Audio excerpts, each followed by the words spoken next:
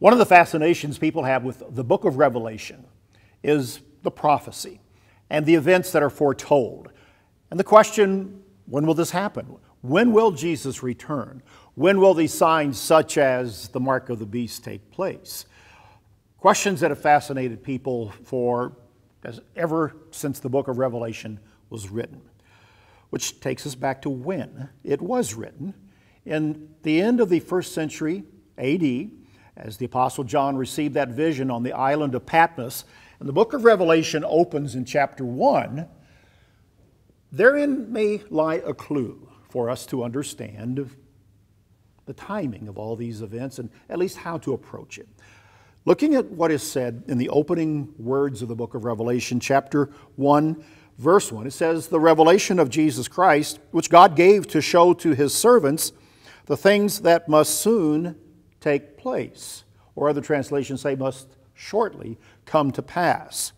He made it known by sending His angel to His servant John, who bore witness to the Word of God and the testimony of Jesus Christ, even to all that he saw. So, as we know, John receives this island while he was imprisoned on the island of Patmos, off the coast of Asia Minor, as it was called at that time, modern Turkey today. The things which must shortly come to pass. Now let's notice one other statement that is made here in these opening lines. In verse 3, "Blessed is the one who reads aloud the words of this prophecy, and blessed are those who hear and who keep what is written in it, for the time is near." Now when this was written at the end of the first century, John writing this, members of the church hearing this, what would they have thought? The time is near. Would have been a logical conclusion. Things that must soon take place right away. And yet 2,000 years have taken place. And the events of the book of Revelation are still future. What might we learn from this? One point. Jesus Christ is giving the revelation. And as we read further in this first chapter, we see the glorified Christ, the resurrected Christ in eternity, standing among the 7 golden candlesticks, we're told later on. It is the eternal, glorified, resurrected Jesus Christ who is speaking, and He is speaking the words which God gave Him to show His servants, it says in verse 1. Look at all of this from the perspective of Jesus Christ, from God the Father.